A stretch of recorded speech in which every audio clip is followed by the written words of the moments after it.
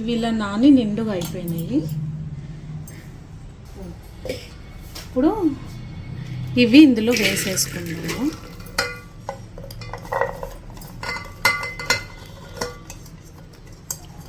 So ఇదేంటంటే తొందరగా ఉడికిపోతాయి అన్నమాట. సో ఫస్ట్ ఒక కడాయి పెట్టుకున్నాము. కడాయి పెట్టుకొని కొంచెం ఆయిల్ వేసుకుందాం దీంట్లో. ఇవైతే బాగా ఉడికిపోయినాయి. ఇందులో ఆల్రెడీ సాల్ట్ వేసినాం కాబట్టి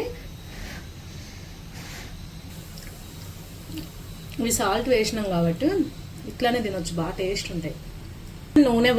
నూనె వేసాను. ఇందులో కొంచెం జీలకర్ర వేస్తున్నాను,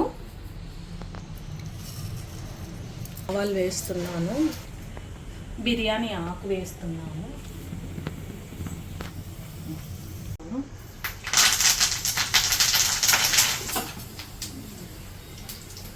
తర్వాత అల్లం వెల్లుల్లి పేస్ట్ వేస్తున్నాను. పట్టుకున్నది ఫ్రెష్గా అన్నమాట. నేను ఎక్కువ అల్లం వెల్లుల్లి పేస్ట్ నేను కొంచెం ఎక్కువే వేస్తాను అన్నమాట, ఎక్కువ వాడతాను. మామూలుగా చాలా వరకు కొద్దిగానే వేసుకుంటారు, బట్ నేనైతే ఎక్కువనే వేస్తాను అల్లం వెల్లుల్లి పేస్ట్. మంచిదే కదా అల్లం వెల్లుల్లి. ఆనియన్ పేస్ట్ అన్నమాట. కచ్చా పక్కాగా చేసుకున్నాను, మిక్సీ వేసుకున్నాను కచ్చా పక్కాగా. మరి స్మూత్గా పేస్ట్ లాగా కాకుండా ఇది ఇలా కచ్చా పక్కాగా. అండ్ ఇది వేసేస్తున్నాను.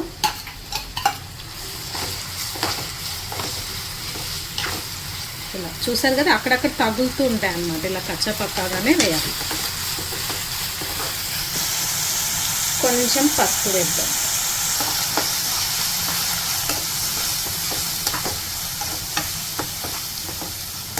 కొంచెము కలర్ చేంజ్ అవ్వాలి. కలర్ చేంజ్ అయ్యేంత వరకు వేయించుకున్నాం.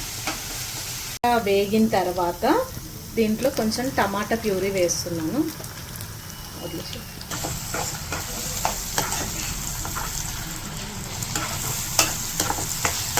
ఇది కూడా బాగా వేగాలన్నమాట. ఈ టమాటా కూడా ఈ ఆయిల్లోనే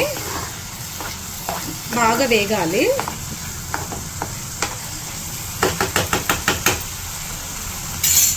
కొంచెం కారం వేసుకుందాము. కారం మీ టేస్ట్కి తగ్గట్టు వేసుకోండి. ఇది ఏమంటారు, చాలా ఘాటు ఉంటుంది అనమాట పట్టించిన తర్వాత. సాల్ట్ నేను సీడ్స్కి కూడా సరిపోయే సాల్ట్స్ వేస్తున్నాను. సాల్ట్ని ఇలా కలిపేసుకుందాము. కొద్దిసేపు ఉడికిద్దాం.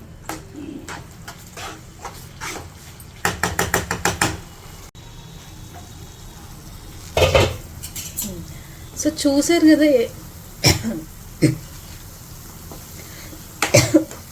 సో ఇలా అంతా కూడా ఎంత బాగా వేగిపోయిందో చూసారు కదా. ఇప్పుడు దీంట్లో మనం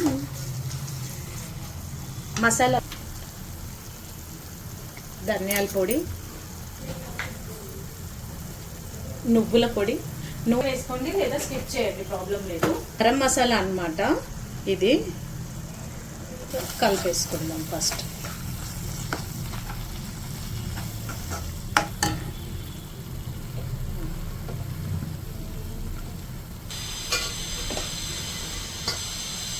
తర్వాత ఈ రెడ్ బీన్స్ అనేది వేసుకుందాం.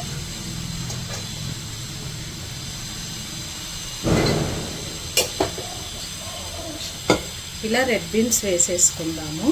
ఇక్కడ వాటర్ ఉన్నాయి చూసారు. ఇదంతా కూడా, ఇది వాటర్ని పారబోయకూడదు. ఈ వాటర్ మనం అందులో వేసుకోవాలన్నమాట. ఫస్ట్ నేను ఇది కలిపేసుకుంటా.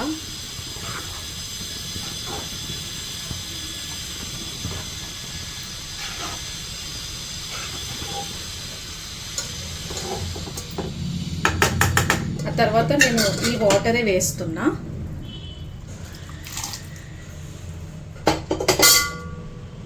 ఎందుకంటే అది బాగా ఉడికినాయి కదా, ఆ నీళ్ళు పారబోయకూడదు అన్నమాట. కాసేపు ఉడికించుకుందాం. కొద్దిసేపు ఉడికించుకుందాం. సో ఇది స్టవ్ ఆఫ్ చేసేసుకుందాము.